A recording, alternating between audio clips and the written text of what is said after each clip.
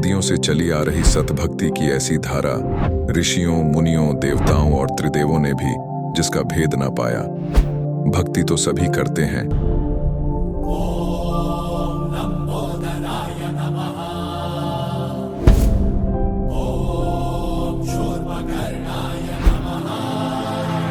और हरदम यह सोच रहती है कि रहने के लिए आलीशान घर हो, घूमने के लिए बड़े बड़े पार्क हो, खाने पीने के लिए स्वादिष्ट भोजन हो, हम कभी बीमार ना हो, कभी दुखी ना हो और कभी भी ना मरे।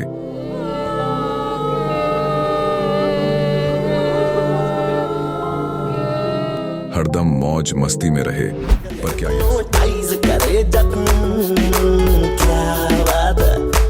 पर क्या यह संभव है? हम सब इतनी भक्ति करते हैं, व्रत करते हैं, श्राद्ध निकालते हैं, कावड़ लेकर आते हैं,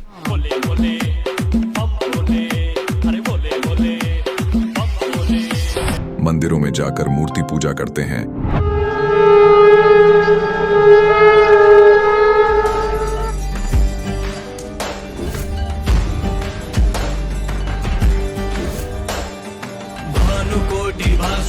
भवाब्धितारकं परं नीलकण्ठमीप्सितार्थदायकं त्रिलोचनं कालकालमम्बुजाशमक्षशूलमक्षरम्। चर्च में जाकर प्रेयर करते हैं,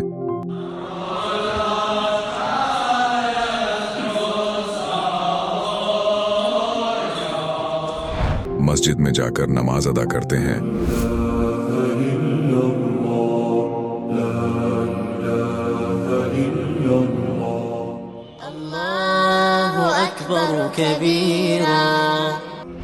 और गुरुद्वारों में जाकर माथा टेकते हैं,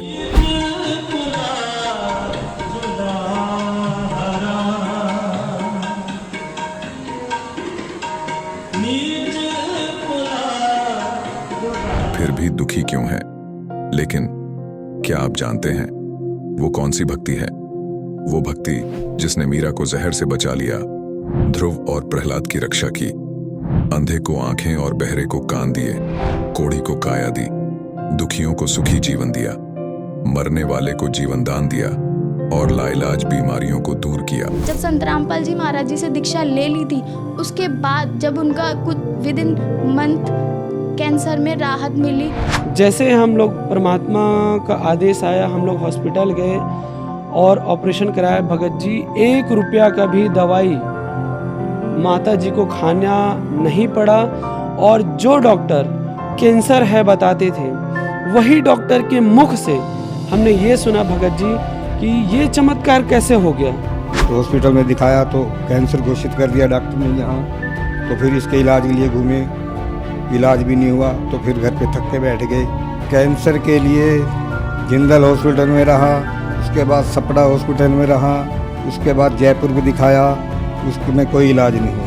संत रामपाल जी महाराज जी ने चरणामृत प्रसाद दिया और आशीर्वाद दिया और भक्ति ज्ञान दिया, और उसके बाद मैं तंदुरुस्त हूँ। हर दिन में अपना सब कुछ खाता हूँ, मुझे कोई समस्या नहीं। मेरे को बीमारी ये थी सर कि ब्लड ट्यूब में मेरे को एक प्रकार का पस आ गया था और इन्फेक्शन हो गया था। उस इन्फेक्शन को डॉक्टर लोग वो कह रहे थे कि इसमें आपको ऑपरेशन करना पड़ेगा। आश्रम पहुंचने में परमात्मा का नामदान लिया और जो उन्होंने मुझे उपदेश दिया, उस उपदेश देने के बाद उन्होंने आशीर्वाद दिया। आशीर्वाद देने के बाद तत्क्षण में मेरा ये रोग वहीं के वहीं दर्द बिल्कुल ठीक हो गया। भक्ति सभी करते हैं, लेकिन उपरोक्त लाभ सिर्फ सतभक्ति से ही प्राप्त होते हैं। आज भी सतभक्ति करने वाले हजारों लाखों लोगों को शास्त्र अनुसार भक्ति का अद्भुत अनुभव प्राप्त हो रहा है। आइए जानते हैं ऐसे ही लाखों श्रद्धालुओं में से एक सतभक्ति करने वाले इस श्रद्धालु का अनुभव। नमस्कार जी। सर जी। क्या नाम है जी आपका? नीतू टोंडी। नीतू जी, आप कहाँ से हैं? मैं गरेबन छुरा से हूँ सर जी। नीतू जी, संत रामपाल जी महाराज से नाम दीक्षा आपने कब ली? मैं 2019 8वां महीना में ली हूँ सर। नीतू जी, कृपया हमारे दर्शकों को बताएं कि आपने क्या क्या भक्ति साधनाएं की हैं अभी तक। ऐसे तो भक्ति कोई विशेष नहीं करती थी सर, फिर भी जितने भी 33 करोड़ देवी देवताएं हैं उतनी का सभी का पूजा करती थी। जैसे क्रिश्चियन धर्म का भी मैं पूजा करती थी और गुरुद्वारा भी जाया करती थी, और हिंदू धर्म में जितने भी देवी देवताएं हैं उसको भी माना करती थी सर। ऐसे कोई भी भगवान नहीं है जिसको मैं नहीं मानती थी। मैं बचपन से 6 स्टैंडर्ड में थी, तब से ना मेरे को देवी भी आती थी सर। नीतू जी, जैसे कि आपने बताया कि आप क्रिश्चियन धर्म की भक्ति साधनाएं करती थीं और फिर हिंदू धर्म की भी भक्ति साधनाएं आप करती थीं, सभी तरह की भक्ति साधनाएं आपने की, तो फिर संत रामपाल जी महाराज जी की शरण में जाने का क्या कारण बना? सर ऐसे तो कुछ मुझे कोई वो नहीं था, फिर भी मेरे हस्बैंड टीवी देखे, संत रामपाल जी महाराज का सत्संग देख रहे थे। उस दौरान उन्होंने पूरे वेद शास्त्रों को खोल कर दिखा रहे थे संत रामपाल जी महाराज जी। तो उस समय मेरे यहाँ पति जी जो हैं उन्होंने देख कर पुस्तक को मंगवाई घर में। उसके बाद 20 से 25 दिन के अंतर्गत में उन्होंने पूरे प्रमाणों को चेक किए हैं, PDF कर करके संत रामपाल जी महाराज से नाम दीक्षा ली है।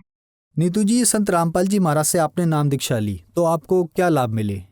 हमारे भगत जी को ऐसे एलर्जी था जिसमें खट्टा खा भी नहीं सकते थे, ना ही मीठा खा सकते थे, और धूल से भी ऐसे बहुत सारे एलर्जी था, और उनको इतनी सांस लेने में दिक्कत हो जाती जिसमें लेफ्ट नोज में उसका साइनोसाइटिस था, इसको कहते हैं, और उसको मतलब खा भी नहीं पाते थे और ठीक से श्वास नहीं ले पाते थे। उसको इतना ज़्यादा दिक्कत हो जा रही थी जिसमें उसका श्वास रुक भी जाता था। हमें ऐसा लगता था कि कुछ भी हो जाएगा, और मैं बहुत रोने लग जाती थी। उसके बाद हम लोग डॉक्टर से चेकअप करवाएं कि इसको हो क्या रहा है। फिर बताएं कि रिपोर्ट में आया है कि साइनोसाइटिस उसको एक बीमारी है जिसमें से सांस लेने में दिक्कत लगती है और ऑपरेशन भी करवाना पड़ेगा। जैसे रायपुर में हम लोग एम्स हॉस्पिटल में दिखाए हैं, डॉक्टर भट्टर जी को भी दिखाए हैं, रायपुर के ही फेमस डॉक्टर हैं, और BO टंडन सर जी हैं छुरा में, उसको भी दिखाएं। तो उन्होंने बताया कि साइनोसाइटिस एक बीमारी है, ऑपरेशन करवाना पड़ेगा। तो संत रामपाल जी महाराज से जैसे ही नाम दीक्षा लिए 10 से 15 दिन के अंतर्गत मालिक की ऐसी दया हुई, संत रामपाल जी महाराज की ऐसी दया हुई जिसमें से अब पूरी तरीके से मेरे भगत जी ठीक हो गए। मुझे भी माइग्रेन का बीमारी था जिसमें एक साइड से सिर में बहुत ज़्यादा पेन होती थी और रात भर सोती नहीं थी मैं, और इतना दर्द होता था कि मैं रोती भी थी। और संत रामपाल जी महाराज से नाम दीक्षा लेने के बाद मेरा माइग्रेन का जो प्रॉब्लम था वो पूरी तरीके से ठीक हो चुका है।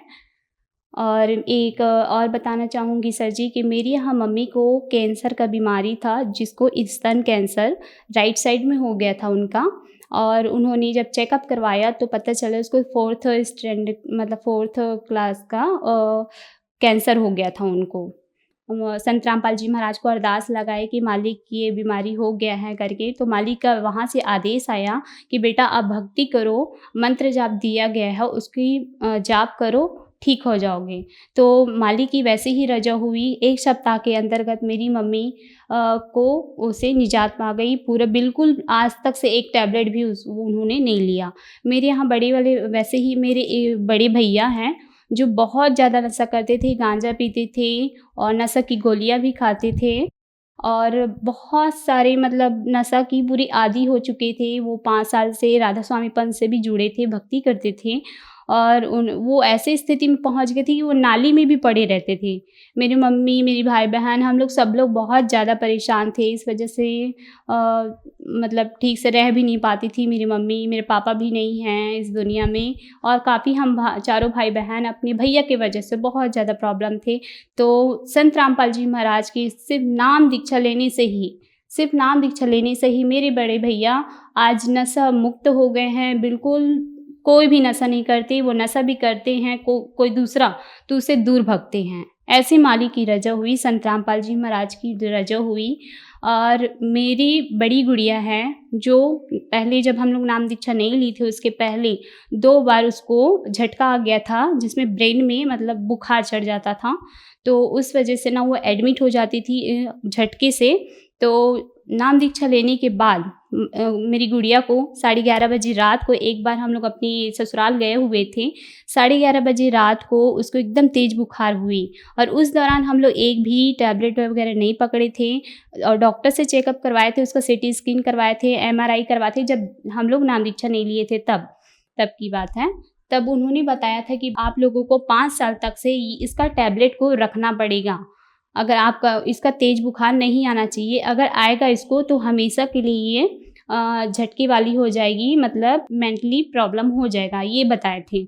तो हम लोग उस नाम दीक्षा लेने के बाद तो उस टैबलेट को लेना मैं भूल गई और उस टाइम हम लोग अपने ससुराल में गए थे। 11:30 बजे समथिंग कुछ समय में मेरी बेटी को, बड़ी वाली गुड़िया को फिर से फ़ीवर हो गई और हम लोग के पास कोई ऑप्शन नहीं था, कोई टैबलेट नहीं था।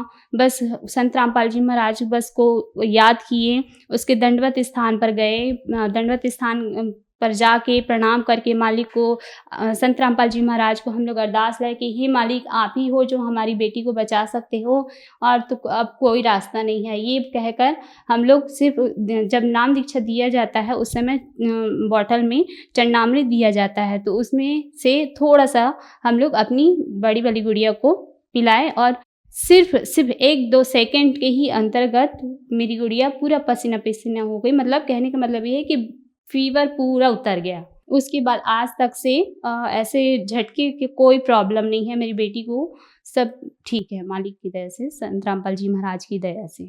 जैसे कि आपके बताए अनुसार आपको संत रामपाल जी महाराज से नाम दीक्षा लेने के बाद बहुत सारे लाभ मिले। तो जो दर्शक आज आपको टीवी पर देख रहे हैं, उनके लिए आप क्या कहना चाहेंगे? हाथ जोड़ के निवेदन करना चाहूँगी कि आप सब पढ़े लिखे समाज हैं। पहले हमारे पूर्वज पढ़े लिखे नहीं थे, तो जो क्रियाएँ करनी बोलते थे धर्मगुरु जितने भी हैं वो उसको किया करते थे। लेकिन आज तो हम पढ़े लिखे समाज हैं। आप बिल्कुल अपने धर्म शास्त्रों को खोलिए, जो संत रामपाल जी महाराज एक-एक चीज़ को दिखा रहे हैं कि आप ये देखो, अपने ही शास्त्रों को खोल कर देखो कि आप क्या क्रियाएँ कर रहे हैं। संत रामपाल जी महाराज से नाम दीक्षा कैसे ली जा सकती है? संत रामपाल जी महाराज से नाम दीक्षा बहुत ही इजी है। चैनल में सत्संग आता है संत रामपाल जी महाराज का, उसके नीचे में पट्टी चलती है जिसमें नंबर दिए गए रहते हैं। उस नंबरों में आप डायल कीजिए और अपने नज़दीकी नाम दान केंद्र का पता करके आप संत रामपाल जी महाराज से नाम दीक्षा ले सकते हैं। आप धन्यवाद जी। सत साहिब जी। अब जगत गुरु तत्वदर्शी संत रामपाल जी महाराज जी के सत्संग के माध्यम से उस अद्वितीय आध्यात्मिक ज्ञान के बारे में जानते हैं जिसके माध्यम से आप भी प्राप्त कर सकते हैं ऐसे आध्यात्मिक, मानसिक और भौतिक सुख जो अभी तक आपने सिर्फ मीराबाई, ध्रुव, प्रहलाद जैसे कुछ ही भक्तों की जीवन कथा में सुने होंगे। अब सुनिए तत्वदर्शी संत के संग शास्त्र अनुकूल भक्ति सत्संग, ऐसा अद्वितीय आध्यात्मिक ज्ञान जिसका है सर्वधर्मों के पवित्र शास्त्रों में प्रमाण। अपने आत्मा अभी तक हमने ज्ञान था नहीं। दंत कथा लोक वेद सुना करते इन नकली संतों, ऋषि, महर्षि, आचार्य और शंकराचार्यों से, जिनका कोई सिर पैर नहीं था। आपको तो पता नहीं, दास को तो इसका खूब बिटर एक्सपीरियंस हो रहा है। गहराई से सबके इतिहास पढ़ लिए, सदग्रंथ पढ़े, फिर इन महापुरुषों के अनुभव पढ़े। गीता आसपास भी नहीं, इन सदग्रंथों के इनके अनुभव और उन महापुरुषों के अनुभव पढ़े जिन्हें भगवान मिला, जिन्होंने भगवान मिले और जिन्होंने जो अपना अनुभव बताया वो आज सदग्रंथों में मिले। तो इससे सिद्ध हो गया कि जो इन सदग्रंथों से और इन परमात्मा प्राप्त महापुरुषों के वचनों से जिनका अनुभव नहीं मिलता, वो यूजलेस मनगढ़ंत दंत कथा वो कति व्यर्थ है। तो इन सब का व्यर्थ है। इस दास ने निर्णय कर रखा है, अनेक आओ मैदान में जवाब दो दास का कि झूठ कह रहा हूं, कोई भी ना चल सकता। सांप सा सूंघ गया सबने।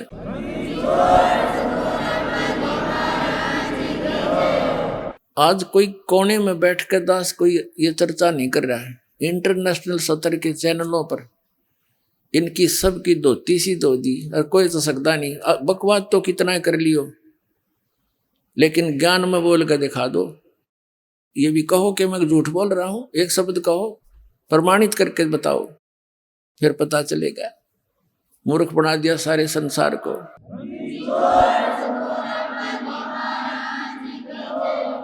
तो दास जो ज्ञान आपको सुना रहा है, इस पर आपको विश्वास कराने के लिए इतने प्रमाण देता हूं कि दास जो बोल रहा है ये 100 की 100 सत्य है। अपनी तरफ से नहीं बोल रहा हूं, उन महापुरुषों की वाणी को आपके रूबरू कर रहा हूं जिन्होंने भगवान पा लिया और फिर उस जिन्होंने भगवान मिला और उनने जो ज्ञान बताया वो सदग्रंथों से फिर ये दिखाता हूं कि इनमें भी ऐसा ही लिखा, देखो जिनको तुम सत्य मानते रहे हो आज तक। तो फिर विश्वास आसानी से हो जाएगा। ये विश्वास होना ही कठिन हो रहा है कि कबीर इज गॉड। और जिस दिन आप कहिए हो गया कबीर इज गॉड, बस बातें खत्म हो जाएगी। फिर तो वाणी पढ़ा करेंगे, आंखों में आंसू आया करेंगे, घर घर बैठ कर भगवान की चर्चा चला करेंगी, बकवाद करते हैं सारा दिन 2 रोटी के लिए। और ये परमात्मा प्रसन्न हो गया, घर भर देगा ठड्डे आपके, खाया भी ना जा सारी उम्र आप पर, इतना दे देगा आपको।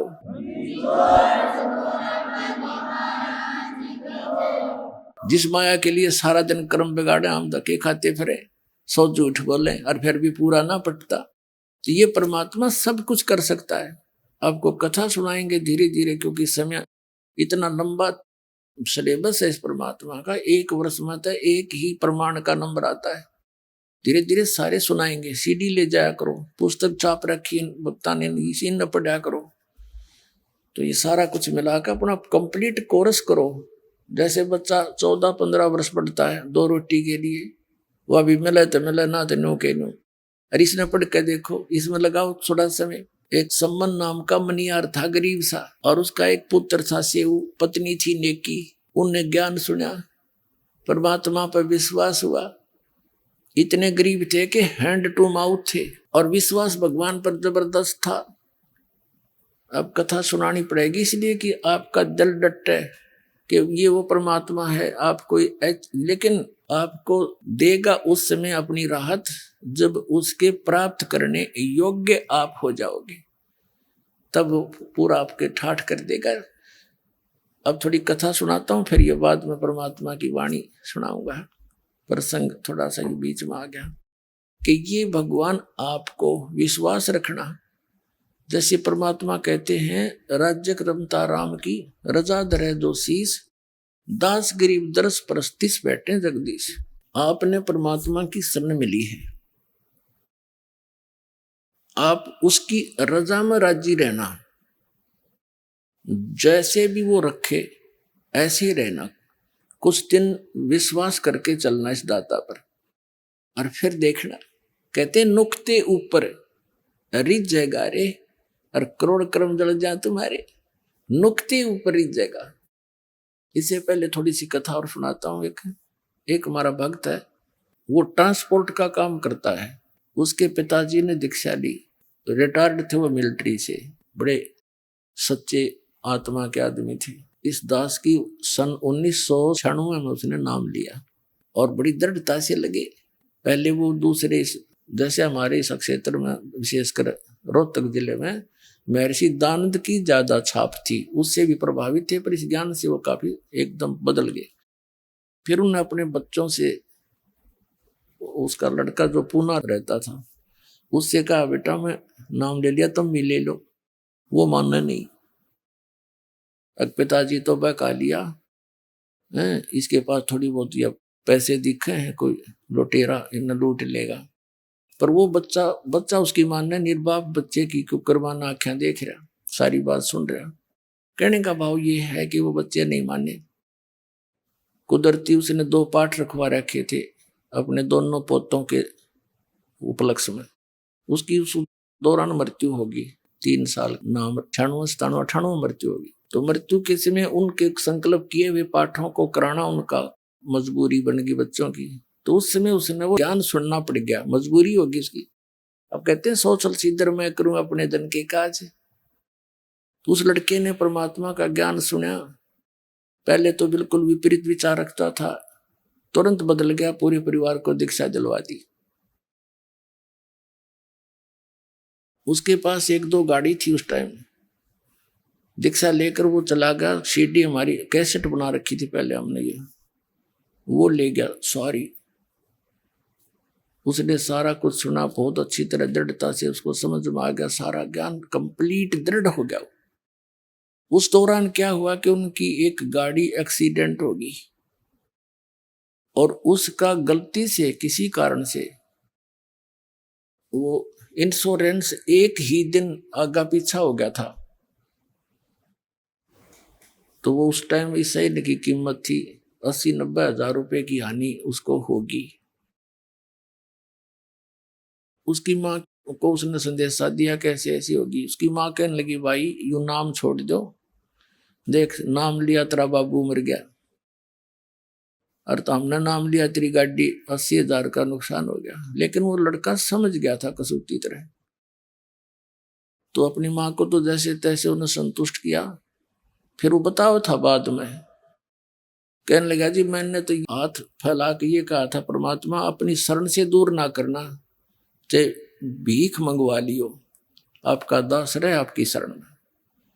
नो कहता जी मैं तो उस दिन के बाद और आज तक उस परमात्मा ने ऐसी रजा बख्श रखी उस बच्चे पे, सैकड़ों की संख्या में तो गाड़ी दे दी, और उसका दान धर्म की पूरी नीत आज तक ज्यों की त्यों है।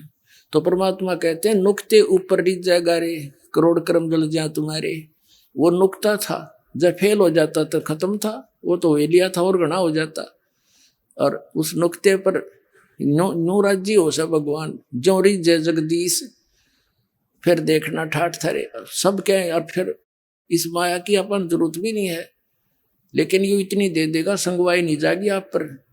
फिर इसको पा करके विचलित मत हो जाना, ये विष समझ लेना, ये माया आवश्यकता से अधिक कर पे नहीं रहनी चाहिए। और जब मालिक साथ रहा, परमात्मा कहते हैं कल्पे कारण कौन है कर सेवा नहीं काम, मन इच्छा फल दूंगा जब पड़े मेरे ते काम।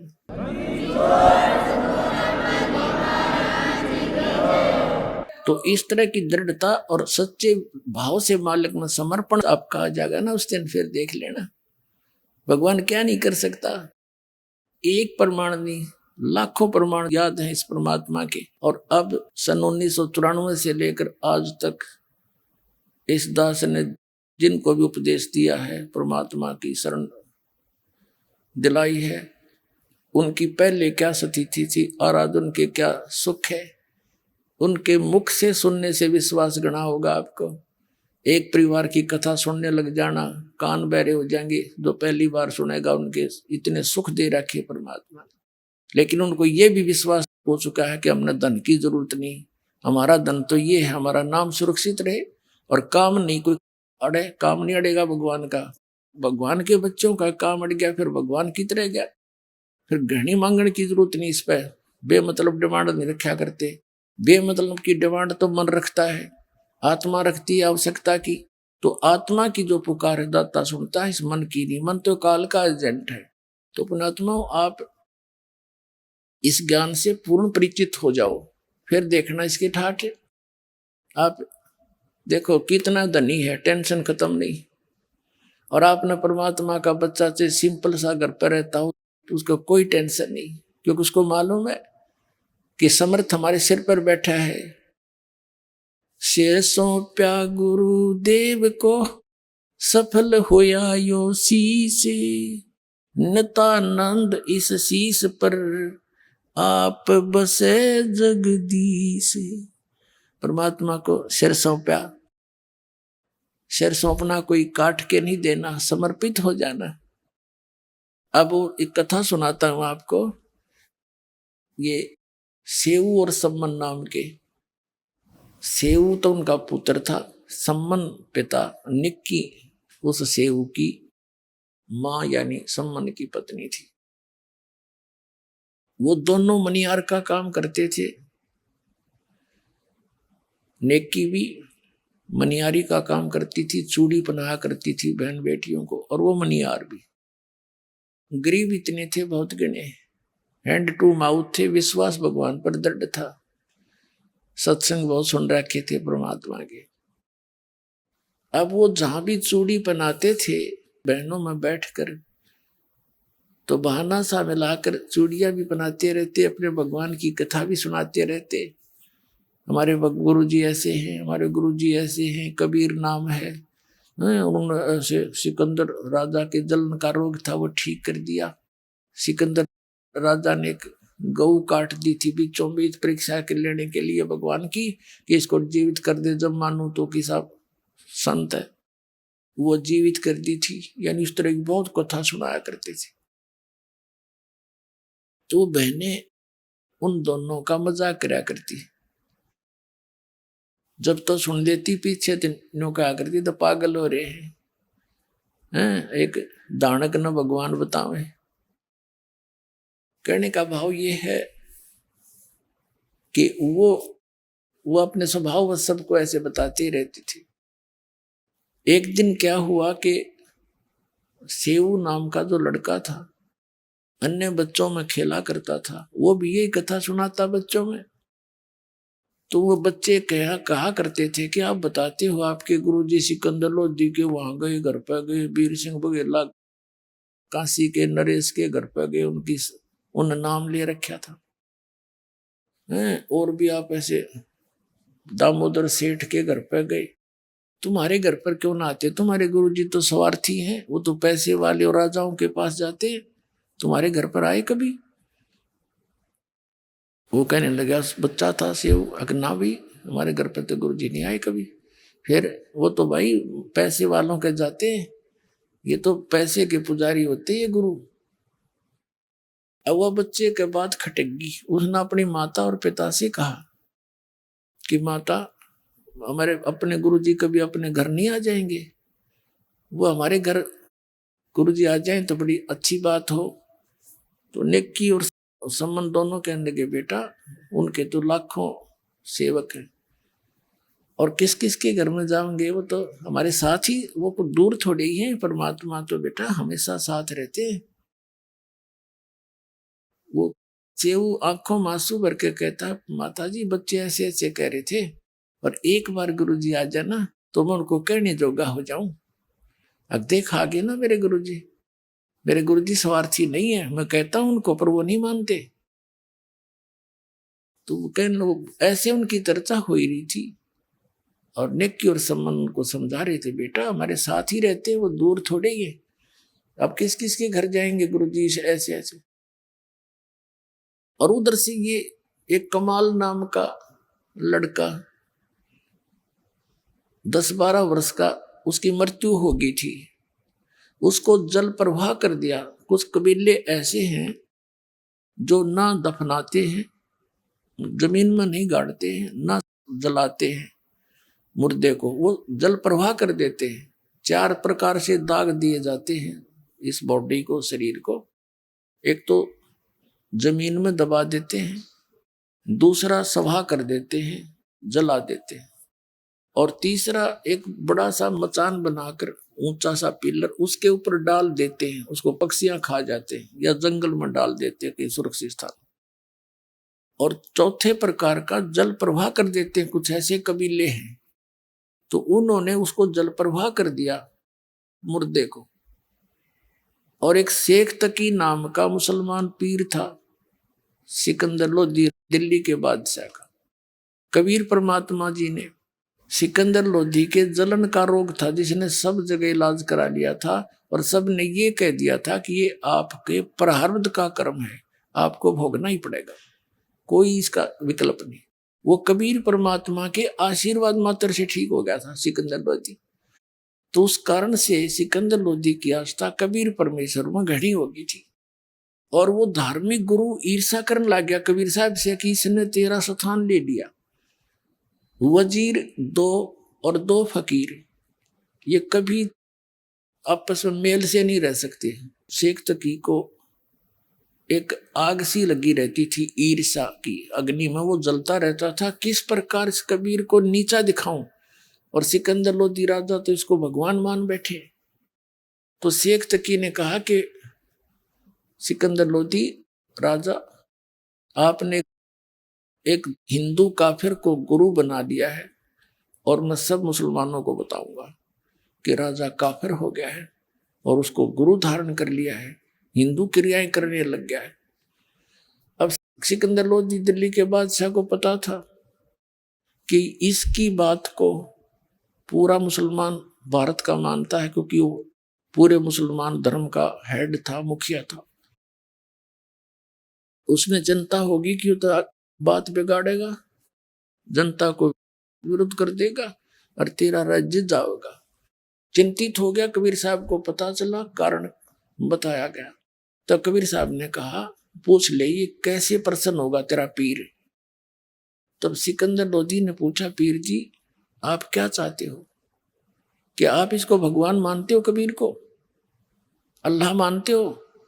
हमारे हजरत मोहम्मद जी ने एक गाय को जीवित कर दिया था, मेरे सामने कोई ये मुर्दा जीवित कर दे, मैं मान लूंगा ये अल्लाह की जात है।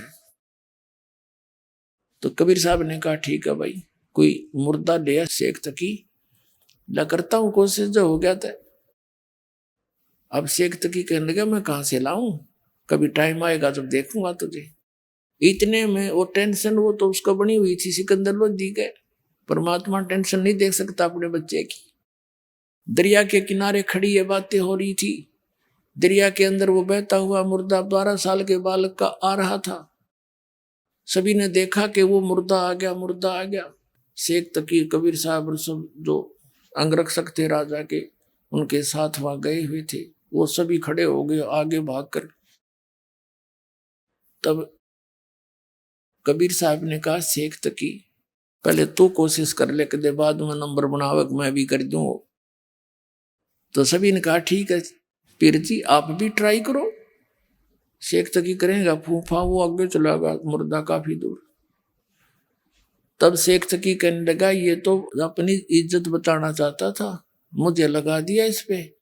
ये चाहता था कि ये निकल जाए, तेरे सिर से बला टल जाएगी। मुर्दे कभी जीवित होते हैं, वो तो कभी कयामत के समय होगा। अब कबीर साहब ने कहा ठीक है, थक लिया तू। तब परमेश्वर ने जैसे मुर्दा यूं बह कर जा रहा था, ऐसे हाथ किया वापस, जैसे इंजन वाली नौका चलती है, दरिया के विपरीत दिशा में भी चल पड़ती है, ऐसे मुर्दा वापस आ गया ऐसे, और वहां खड़ा हो गया। नीचे से लहरें जा रही हैं दरिया की, और वो बच्चा ऐसे है। तो परमात्मा ने कहा कि हे आत्मा, कबीर हुक्म से जहां भी तू चली गई है वापस आके इस मुर्दे में, इस शरीर में प्रवेश कर। इतना ही कहा था परमात्मा ने। लड़का ऐसे ऐसे कंपने लगा, एकदम खड़ा होकर बाहर आया, दंडवत प्रणाम किया। बोलो सतगुरुदेव।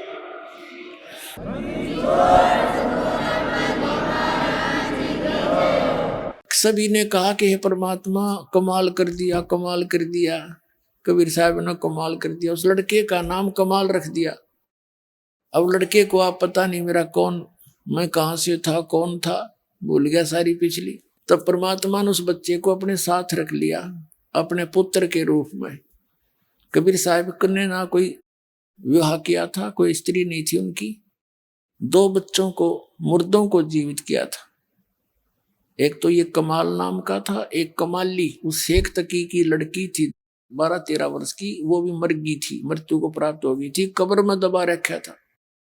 उस लड़के के जीवित होने के पर भी उसने संतोष नहीं हुआ शेख तकी ने। उसने सोचा ना बनी बात, ये तो और ज्यादा महिमा होगी।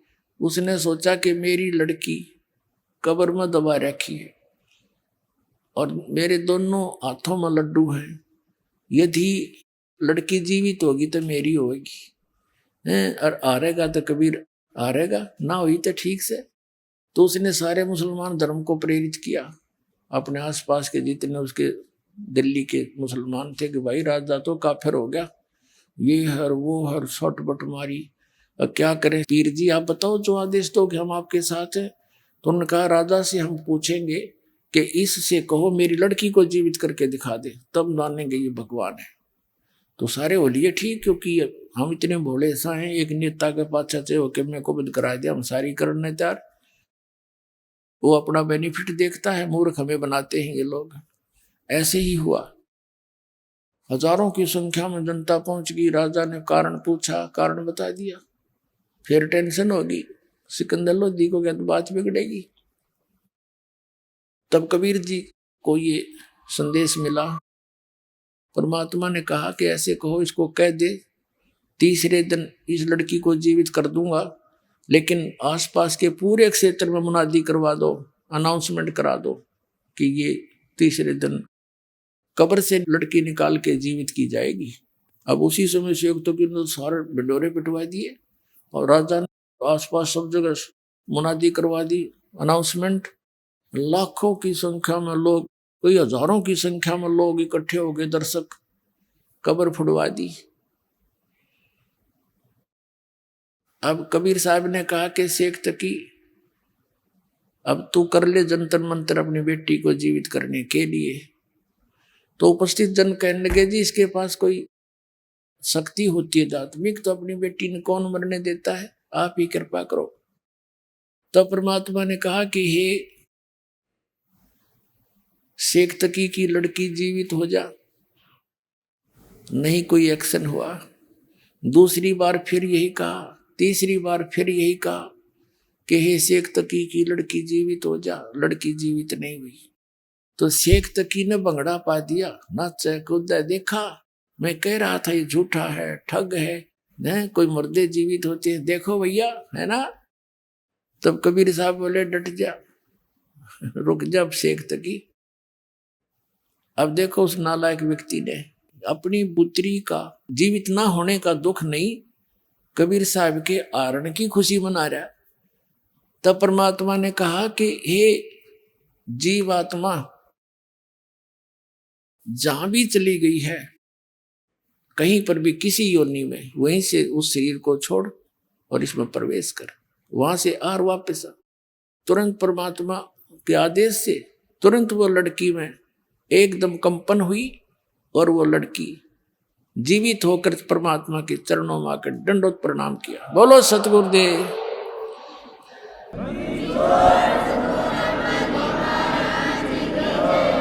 अब सबने कहा कि हे भगवान कमाल कर दिया, कमाल कर दिया। लड़की का नाम कमाली रख दिया।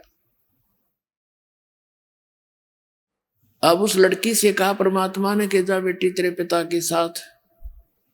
लड़की ने 1.5 घंटे तक प्रवचन किया परमात्मा की पावर से और कहा पिताजी मेरे असली परम पिता मिल गए मुझे। तुम्हें बंधु च सखा, तुम्हें माता च पिता, तुम्हें आप मिल गए मुझे। इस नकली पिता का और मेरा संस्कार समाप्त हो चुका था। आगे मैं दूसरी योनि में जाने की तैयारी कर रही थी पशु पक्षियों की, और ये परमात्मा मेरे वहां गए और मुझे वहां से छुटवा के लाए। ये लोगों, ये जनता वालों, ये भगवान है, ये अल्लाह है, अल्लाहू अकबर तुम्हारे सामने खड़े हैं। मैंने पहले इससे आज से तीसरे जन्म में, चौथे जन्म में मैंने परमात्मा की शरण ग्रहण करी थी। 4 वर्ष तक वो भक्ति की थी जो इन्होंने मुझे मंत्र दिया था। फिर लोक लाज में आकर मैंने वह छोड़ दी थी। उसके कारण फिर मुझे 2 मनुष्य जीवन और मिले। ये मनुष्य जीवन मेरा इतना ही था, आगे मानव जीवन का संयोग मेरा नहीं बचा था। इस परमात्मा ने फिर दया करी मेरे पर। और लोगों चरण पकड़ दो इसके।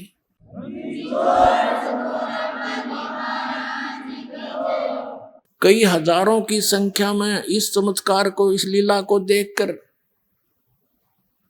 कई हजारों की संख्या में उपस्थित लोगों ने कबीर परमात्मा से नाम लिया, उनके शिष्य हुए।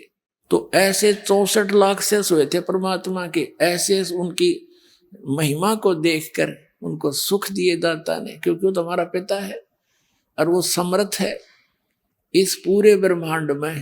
तो परमात्मा एक जरा सी रजा करके और सबको, आपको सारे सुख दे सकता है। जय, और प्रसन्न हो जाता है। प्रसन्न आपने करना पड़ेगा, विधि बता दी। इस परमात्मा के अतिरिक्त आपके हृदय में अन्य उपासना की सपने में बात नहीं आनी चाहिए, तो यु राजी होगा।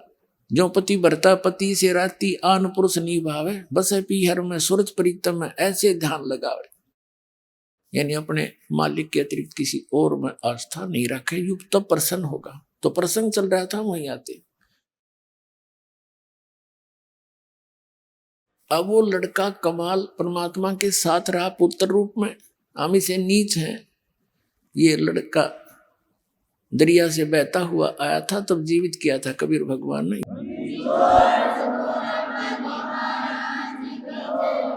हम इतने नालायक हो गए, हम भगवान को भी धोखा देते हैं। ये कमाल नाम का जो लड़का था, परमात्मा ने जीवित किया था, अपने बच्चे की तरह रखा। इसको वो अमृत ज्ञान दिया, भक्ति दी, इसका पालन पोषण किया। जब ये जवान हो गया 20-22 वर्ष का, तो फिर ये तो परमात्मा से डेली कथा सुना करता था। आम आदमी ने याद हो जाती है, तो उसको भी याद होगी। हम इसे भोले भाले हैं, यही हम मार खाते आए हैं। अभी आपने सुने जगत गुरु तत्वदर्शी संत रामपाल जी महाराज के मंगलमय सत्संग प्रवचन। आइए अब सुनते हैं उन भक्तों के अनुभव जिन्होंने संत रामपाल जी महाराज के प्रमाणित ज्ञान से प्रभावित होकर नाम दीक्षा लेकर अनेकों लाभ प्राप्त किए। जी नमस्कार। नमस्कार जी। जी क्या नाम है आपका? जी मेरा नाम रौली कुमारी है। रौली जी आप कहाँ से आए हो? जी मैं बठिंडा पंजाब से आई हूँ। रौली जी, संत रामपाल जी महाराज जी से जुड़ने से पहले आप क्या भक्ति साधनाएं करते थे? जी हम सभी देवी देवताओं की भक्ति करते थे, जो भी हमारे मम्मी पापा करते थे वो हम सभी देवी देवताओं की भक्ति करते थे। और नवरात्र का व्रत भी रखते थे, शिवरात्रि का व्रत भी रखते थे, जन्माष्टमी का व्रत भी रखते थे। और जो भी हमारे घर में जो पूजा होती थी हम वो भक्ति साधना करते थे। क्या किसी संत को आपने अपना गुरु बनाया था? जी हाँ, हमने पहले गुरमीत राम रमी जी को गुरु बनाया, फिर उनकी 1 साल भक्ति की, फिर छोड़ दिया। फिर हमने आसाराम बापू जी को गुरु बनाया, तो उनकी 5 साल हमने भक्ति की, और भक्ति करने के बाद फिर हमें कोई लाभ नहीं हुआ, फिर हमने छोड़ दिया। फिर हमने संत रामपाल जी महाराज को गुरु बनाया। बहन जी, हम आपसे ये जानना चाहते हैं कि संत रामपाल जी महाराज जी से जुड़ने के पीछे क्या कारण रहा? जी हमें संत रामपाल जी महाराज से नाम लेने का ये कारण था कि हमारे घर में बहुत दुख तकलीफ थे, बहुत ज़्यादा। अगर मैं छोटी सी डिटेल बताना चाहूँगी आपको कि जब मैं बचपन में मैंने कभी सुख नहीं देखा, दुख देखा। जब से ये सुख दुख क्या होती है ये मैंने जानने की जब हमने कोशिश की तो हमने सुख नहीं देखा। बचपन से ऐसा लगा कि भगवान है कि नहीं है, इस दुनिया में भगवान कहाँ है, कैसा है। हम नीले आकाश की तरफ ही देखते रहते थे कि भगवान अगर है तो इतना दुख क्यों है। क्या क्या तकलीफ़ें थीं आपको? भगत जी, अगर ये हम देवी देवताओं के सुख दुख जो भी हमें देते हैं, ये लाभ हानि देते हैं, इसका भी यानी कि हमें पता नहीं था, हम जानते नहीं थे। तो हम जैसे भक्ति करते थे, हम जोत जलाते थे। तो सर जी, मेरा जन्म एक पुलिस वाले पिता के घर में हुआ, जो शराब पीना, मीट खाना और जो आना, दोस्तों का घर में आना जाना, हमने कभी यानी कि ये नहीं देखा कि पिता का प्यार क्या होता है। यानी कि हम भगवान के बारे में बताना चाहते कि भगवान के सुख, एक भगवान सुख क्यों नहीं देते। तो एक ऐसी लाइफ थी हमारी कि जैसे कि अनाथ होते हैं, तो जिसका कोई भी नहीं होता। तो 6 महीने बाद हमारे पापा आते घर पर, तो दारू की बोतल रखते, सुबह से रखते और शाम तक। हम भगवानों से ये प्रार्थना करते थे, हे दुर्गा माँ हमारी रक्षा करना, हे विष्णु जी हमारी रक्षा करना, हे शंकर जी हमारी आज रक्षा करना। हम यही दुआ करते रहते भगवानों से, लेकिन भगवान हमारी कोई नहीं सुनता। सुबह की दारू रखती, मारपीट शुरू करते तो शाम तक चलती, और रात को फिर थोड़ा सा घूमने जाते, फिर दोस्त साथ आ जाते, फिर दारू की बोतल रखते, फिर रात के 12-1 बजे तक बोतल चलती, फिर मारपीट शुरू हमारी मम्मी के साथ, हमारे साथ। यानी कि हमने बचपन मारपीट से ही शुरुआत की। हमने उन भगवानों की जो भक्ति करते करते, व्रत करते करते, हमने सुख नाम की कोई चीज़ नहीं जानी कि सुख क्या होता है, कैसा होता है। सभी देवी देवताओं की जोत जलाते, व्रत रखते, यानी कि बहुत कुछ करते, लेकिन हमने नहीं जाने। हम यहाँ तक आ गए कि हमने सुसाइड करने की भी कोशिश कर ली। फिर हमने सोचा हमारी भी ज़िंदगी हम भी जीना चाहते हैं, अगर भगवान यहाँ सुख नहीं देता अगले आगे जाके देगा, क्योंकि हम लड़की हैं, हम चले जाएंगे इस घर से, फिर वापस नहीं आएंगे। यानी कि इतना दुख, यानी कि इतना मानसिक शोषण, शारीरिक शोषण इतना कि भगवान ने हमारी सुनी नहीं, वहाँ कुछ भी नहीं सुना। लेकिन हमने सोचा भगवान कहीं तो है। हम रात को नीले आकाश की तरफ देखते कि भगवान वहाँ ऊपर रहता है, तो कभी तो सुनेगा, कहीं तो है, यहाँ से निजात कभी तो मिलेगी। तो ऐसे ही हमारी शादी होगी और हम वहाँ आ गए। तो वहाँ हमने फिर सोचा नई ज़िंदगी की शुरुआत की उस भगवान के ही नाम। तो हमने सोचा कि गुरु बनाना बहुत ज़रूरी है, गुरु बनाना चाहिए, गुरु के बगैर भक्ति नहीं सफल होती। तो फिर हम किराए के मकान में रहते थे भगत जी, तो वहाँ हमने गुरु बनाया गुरमीत राम रहीम जी को। तो वहाँ गुरु बनाया तो हमें कोई भक्ति साधना अच्छी नहीं लगी उनकी, तो ऐसे ही हमने उनको छोड़ दिया, क्योंकि वो एक माला देते थे और बस वाहिगुरु, रूह वहाँ जाएगी, रूह ऐसे करेगी, रूह वो करेगी, रूह वो ऐसे करेगी। तो तो हमें कुछ जचा नहीं, क्योंकि हम हिंदू धर्म में रहने वाले थे। तो हिंदू धर्म के कुछ अलग ही होते हैं, लेकिन उनका ना तो मुसलमान धर्म का था, ना हिंदू धर्म का था, ना सिख धर्म का था, ना ईसाई धर्म का था, कुछ अलग ही था। तो और कोई सुख शांति भी नहीं घर में, बस वही अपना टाइम पास करना।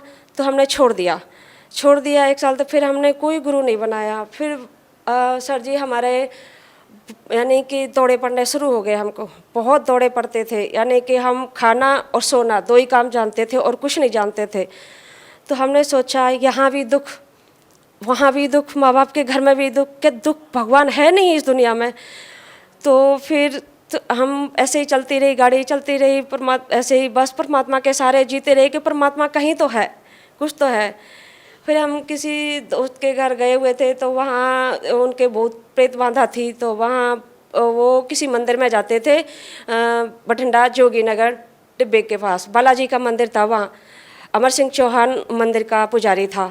तो उसने हमको देखा, तो उसने कहा कि इस बेटी पर भी भूत प्रेत की बांधा है। तो हमने कहा नहीं हमसे तो ऐसे नहीं हो सकता, हमारे पे तो कोई नहीं है, हम तो ठीक है। तो कि नहीं है, इनके कोई नीले नीले निशान पड़ते होंगे, तुम्हारे शरीर पर है। तो बोले कि हमने सोचा हाँ पड़ते तो हैं, नीले नीले निशान बहुत पड़ते हैं हमारे शरीर पर। तो हम दिखाते भी थे कि पता नहीं क्या हो गया है। तो उन्होंने कहा ठीक है, इन मंगलवार को इनको लेकर आना। तो मंगलवार को हम चले गए। तो सर जी मंगलवार को जैसे ही हम गए, तो जैसे कि एक बैल होता है ना जो किसी को मारने के लिए ढूंढता है, ऐसे हम पूरे में, जिसका इतना बेड़ा था, हम पूरे में घूमते रहे। कभी इस दीवार में टक्कर, कभी इस दीवार में टक्कर, कभी इस दीवार में। ऐसा लगे कि लगता है आज हमारा अंतिम दिन है। तो उन्होंने खूब यानी कि हमें पता नहीं क्या किया हमारे ऊपर, हमें बहुत ज़्यादा यानी कि शारीरिक कष्ट हुआ। तो हम घर पर आ गए। तो उन्होंने कहा कि देख ला, मैंने बोला था ना इनके ऊपर प्रेत बांधा है। तो फिर हमने कहा हम क्या करें फिर, कि आप ऐसे करो कि 1-2 मंगलवार इनको लेकर आओ, और बालाजी महाराज ना, मेहंदीपुर के बालाजी महाराज है, सब ठीक कर देंगे। तो हमने कहा ठीक है, हम लेकर आएंगे। तो मेरे भगत जी बोले कि ठीक है लेकर आएंगे। तो लेकर गए। तो भगत जी उन्होंने 2-3 मंगलवार ऐसे ही हमको घुमाया, महीना साल बीत गई। तो मेरे पति है जो, उनको वो बोले कि भाई ये ठीक क्यों नहीं हो रही। तो मंदिर के पुजारी ने कहा कि आप ऐसे करो कि इनको चूरमा चढ़ाओ, देसी घी का चूरमा चढ़ाओ, सवा महीने का, तब ये ठीक होंगी। तो हमने कहा भाई घर में खाने के लिए तो घी नहीं है, और सवा महीने का चूरमा चढ़ाएंगे तो ठीक है, अपने कष्ट दूर करने के लिए तो करना ही पड़ेगा। तो फिर घी का चूरमा चढ़ाया काफ़ी सारा। तो उन्होंने बांटा, 1 बार चढ़ाया, 2 बार चढ़ाया। फिर मेरे पतिदेव बोलते हैं कि ये ठीक क्यों नहीं होती भाई, अभी हमने तो चूरमा भी चढ़ा दिया। आपने बोला कि आप ऐसे करो कि चांदी का छत्र चढ़ाओ। तो उन्होंने बहुत ज़्यादा ट्रीटमेंट कराई, तो जाके हम वहाँ भी ठीक नहीं हुए, जो भी हमारी बीमारी थी ठीक नहीं हुई। फिर हमने सोचा कि आशाराम के किसी को गुरु बना लें दोबारा से, तो हम ठीक हो जाएंगे। तो हमने संत आशाराम जी को गुरु बनाया। तो गुरु बनाने के बाद हमने भी वहाँ भी जो भी उन्होंने क्रियाक्रम हमें बताए, हमने बहुत भक्ति की, बहुत भक्ति साधना की, जो भी है। यहाँ तक कि हमारे अखंड ज्योत भी जलती थी, और तुलसी में अलग ज्योत जलाते थे, यानी कि सारा हम करते थे जो भी वो बताते थे। एकादशी का व्रत, वीरवार का व्रत, इतवार का व्रत, अक्षय तृतीया का व्रत, यानी कि सब कुछ करते थे जो भी वो बताते थे।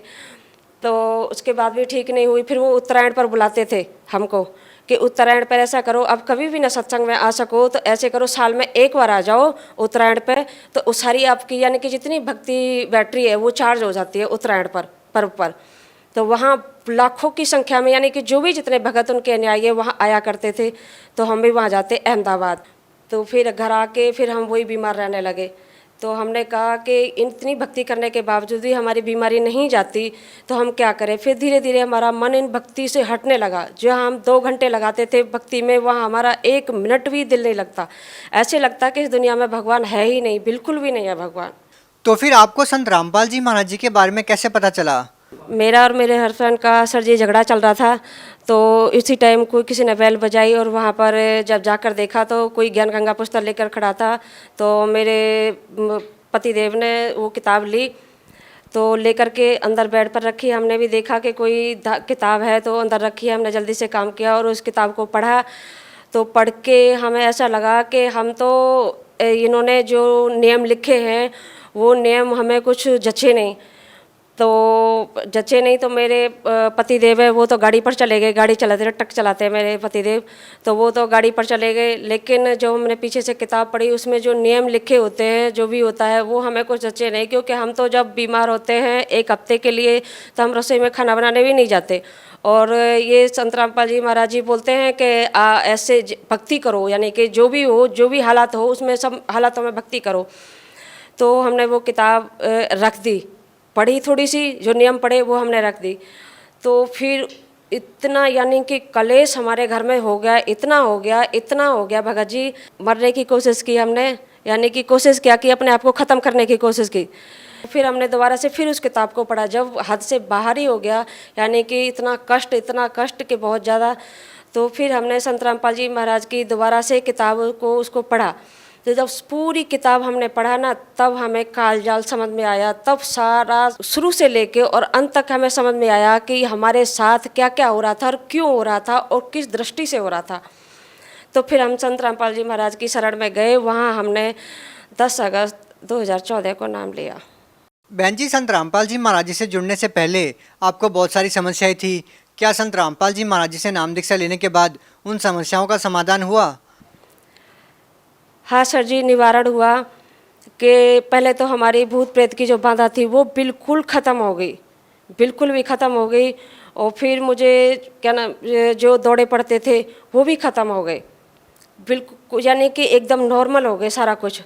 फिर एक दिन हम ऐसे ही जा रहे थे, नामदान पर जा रहे थे, तो वहाँ से आ रहे थे तो किसी का फ़ोन आ गया। फ़ोन आ गया तो हमारे ऐसे फ़ोन लगा था कान पर, बातों में इतने यानी कि हम वो हो गए कि हमें पता ही नहीं लगा कि आगे लाइन भी क्रॉस करनी है हमको। हाँ, प्लेटफार्म पर यानी कि क्रॉसिंग करते हैं तो ऊंचा प्लेटफार्म होता है, तो नीचे से कूद करके हमें पल्ले प्लेटफार्म पर जाना था। तो हम बातें करते करते चले जा रहे थे। तो ऐसे जब हमने वो क्रॉसिंग कर ली, तो क्रॉसिंग करने के बाद हम प्लेटफार्म पर आए, तो प्लेटफार्म पर जैसे नींद से जगते हैं ना, ऐसे जगह कि हमने ऐसे ना तो हम बैठे ना, कैसे क्रॉस कर लिया हमने, परमात्मा ने हमको किस तरीके से क्रॉस कराया। फिर दूसरा हमें लाभ ये दिया सर जी कि हम किसी रिश्तेदारी में गए थे, तो वहाँ बहुत तेज अचानक ही पेट में दर्द था जो कभी नहीं हुआ। तो वहाँ डॉक्टर के पास गए, उन्होंने टीका लगाया, दवाई दिया, नहीं सारा कुछ दिया, तो उन्होंने कहा जाओ ठीक हो जाएगा। लेकिन फिर हम आए रास्ते में, तो फिर हम दूसरी जगह रुके, वहाँ फिर दूसरे दिन हमारे वही हालत शुरू हुई। वहाँ भी डॉक्टर को दिखाया तो उन्होंने कहा दवाई से ठीक होते हैं तो होते हैं, और नहीं तो मेरे बस की बात नहीं है, इनको यहाँ से ले जाओ। फिर हम अपने यहाँ घर पर बठिंडा आ गए, तो यहाँ भी दिखाया, डॉक्टरों को दिखाया, तो यहाँ भी कहते हैं कि पता नहीं लग रहा है इनका कि है क्या चीज़। तो सारी दवाइयाँ हमने उनको दिखाई, कहते दवाई तो सारी ठीक है पर पता नहीं लग रहा है इनका। तो एक आरती हो रही थी, तो आरती होती होती फिर अचानक दर्द उठाया, तो मेरे बच्चों ने मुझे परमात्मा का शरणामृत दिया। संत रामपाल जी महाराज के उस चरणामृत को पीकर और उस प्रसाद को खाकर, संत रामपाल जी महाराज के प्रसाद को खाकर हमें आज तक वो दर्द नहीं हुआ, ना ही कोई हमने चेकअप कराया, ना ही कोई यानी कि इन्फेक्शन हुआ, कुछ भी नहीं। परमात्मा के संत रामपाल जी महाराज की कृपा से हम आज तक ठीक है। फिर हमें तीसरा लाभ हुआ सर जी कि हम कपड़े धुल रहे थे, तो बहुत जल्दी में थे, तो हम तीसरी मंजिल पर कपड़े सुखाने के लिए गए थे, तो वहाँ लकड़ी की पुड़िया हमारी, तो नीचे थोड़ा पानी भरा था, हमने वहाँ ईंट रख दी थी। तो सर जी हम जल्दी जल्दी नीचे आ रहे थे, तो हमारा पैर फिसल गया ईंट से पैर फिसला, तो हमारा पैर एकदम टेढ़ा हो गया, बहुत तेज़ आवाज़ भी आई, और यानी कि ऐसा लगा कि पैर टूट गया। तो पैर टूट गया, हम वहीं बैठ गए। तो मैं आज तो यानी कि पता नहीं क्या होगा, समझ में नहीं आता। तो फिर हम 10-15 मिनट वहीं बैठे रहे, धीरे धीरे करके हम उठे, तो देखा हमने पैर पर दबाव डाल के फिर चले, तो कुछ नहीं। संत रामपाल जी महाराज को कोटि कोटि नमस्कार किया हमने, हे परमात्मा, हे बंदी छोड़ सतगुरु रामपाल जी महाराज, आपने हमको तो इतना बचाया कि आज पैर टूट जाता तो मेरे घर में कोई काम करने वाला भी नहीं था। संत रामपाल जी की कृपा से हमें मन में थोड़ा सा कपट, थोड़ा सा वो आ गया कि पता नहीं पैर टूटा भी था कि नहीं भी टूटा था, ऐसे ही था। तो सारा काम कर लिया। रात को जब हमें जो पाप मन में हमारे आया थोड़ा सा, उसकी वजह से रात को पैर इतना दर्द सर जी कि पूछो मत है, बहुत ज़्यादा दर्द, और पैर सूज कर इतना हो गया। तो मैंने कहा, तो मैंने अपने पतिदेव को बताया। तो हमने सुबह अपने हस्बैंड को बताया कि मेरे ऐसे ऐसे बात हो गई थी और ऐसे यानी कि पैर ऐसे हो गया। तो कहते तुमने दिन में तो सारा काम कर रही थी। तो हमने कहा कि सारा परमात्मा ने यानी कि संत रामपाल जी महाराज ने हमें बचा तो लिया था, लेकिन हमारे मन में थोड़ा सा पाप आ गया था कि शायद पैर टूटा भी है कि नहीं टूटा। तो वो बोले कि फिर भुगतो। तो हमें इतना रोए, हम संत रामपाल जी महाराज के सामने इतना रोए कि हे गुरुदेव हमें ठीक कर दो, ए गुरुदेव हमें ठीक कर दो। तो गुरुदेव को यानी कि दया आई, टूटा पैर हमारा परमात्मा ने हमें जोड़ दिया। यानी कि इतना वो किया परमात्मा ने हमें हमारे साथ कि हम बता नहीं सकते। जो पैर हमारा था इतना हो चुका था कि हम सोच रहे थे आजीवन हम बेकार हो गए पैर से, हमें परमात्मा अब हमें क्षमा नहीं करेंगे जो हमारे मन में पाप आया है। लेकिन परमात्मा ने, संत रामपाल जी महाराज ने हम पर दया की और हमारा टूटा पैर फिर से ठीक कर दिया। कोई दवाई नहीं खाई, कोई कुछ भी नहीं खाया, और परमात्मा ने ऐसी रजा की हम पे, संत रामपाल जी महाराज जी ने, कि हमारा टूटा पैर ठीक कर दिया। बहन जी, जैसा कि आपने बताया कि पहले आपको भूत प्रेत की बाधा थी जिससे आप बहुत परेशान थे। इस समस्या का समाधान के लिए आप डेरा सच्चा सौदा भी गए, आसाराम बापू के पास भी गए। उनके द्वारा दी गई भक्ति को करने के बाद भी आपकी समस्या का समाधान नहीं हुआ। लेकिन जैसे ही आप संत रामपाल जी महाराज जी का नाम लेते हो और आपकी सारी समस्याओं का हल मिल जाता है आपको। तो बहन जी, हम आपसे जानना चाहते हैं कि इसका क्या कारण है कि संत रामपाल जी महाराज जी से नाम दीक्षा लेते ही आपकी सारी समस्याओं का निदान हो गया? सबसे कारण ये है सर जी कि संत रामपाल जी महाराज का जो हमने ज्ञान सुना, जो पढ़ा, हमने ज्ञान सुना तो नहीं था, लेकिन हमने जो ज्ञान गंगा पुस्तक पढ़ी संत रामपाल जी महाराज जी की, तो उस ज्ञान गंगा पुस्तक में हमें सब गुरु धर्म गुरुओं से भिन्न भिन्न यानी कि सबसे अलग ज्ञान पाया। बहन जी, जैसा कि आपने बताया कि संत रामपाल जी महाराज जी का ज्ञान आपको अलग लगा, तो बहन जी अलग से ज्ञान तो आपको डेरा सच्चा सौदा का भी लगा। उन्होंने जो आपको साधना बताई, न तो वो हिंदुओं की साधना थी, न मुसलमानों से मेल खाती थी। तो आखिर संत रामपाल जी महाराज जी का जो अलग ज्ञान है वो सही कैसे है? वो सही ऐसे है कि संत रामपाल जी महाराज जी गीता खोलकर बताते हैं। सभी चारों वेदों को, यजुर्वेद, सोमवेद, अर्थवेद, सूक्ष्म वेद, यजुर्वेद, इन सबको खोल खोल कर ऐसे उंगली रख रख कर बच्चे की तरह संत रामपाल जी महाराज जी हमको समझाते हैं, सबको समझाते। तो एक और वो जो गीता और वेदों का ज्ञान देते हैं, और जो भी यानी कि ज्ञान है उनका, वो एकदम ऐसा ज्ञान है जैसे कि प्रधानमंत्री मोहर मारता है, ऐसे संत रामपाल जी महाराज का ज्ञान हमारे दिल पर मोहर मारता है। तो और जो और धर्मगुरु हैं वो सिर्फ ढोलक मजीरे बजा बजा कर और सिर्फ भागवत में से जो लोक वेद की कहानियाँ हैं उनको सुना सुना कर रिझा देते हैं, बस हो गया सत्संग। तो हमें सबसे बढ़िया सर जी ये बात लगी कि परमात्मा संत रामपाल जी महाराज जी के पास ज्ञान भी है और हर दुख मुसीबत यानी कि समाधान भी है, वो हर कष्ट को काटने में सूक्ष्म है। बहन जी, आप भगत समाज को क्या संदेश देना चाहते हैं? सर जी, भगत समाज को संदेश तो नहीं, मैं तो जी प्रार्थना कर सकती हूँ कि जो भी यहाँ कालजाल में सभी आत्माएं भटकी हुई है परमात्मा प्राप्ति के लिए, तो इस पृथ्वी पर परमात्मा स्वयं आए हुए हैं। तो यानी कि संत रामपाल जी महाराज इस पृथ्वी पर आए हुए हैं और संत रामपाल जी महाराज के सत्संग भी चले हुए हैं, जगह जगह ज्ञान गंगा के प्रचार भी हो रहे हैं। तो आप यानी कि परमात्मा से नामदान लो और संत रामपाल जी महाराज जी से नामदान लो और अपना कल्याण कराओ। जी बहुत बहुत धन्यवाद। सच्चा है।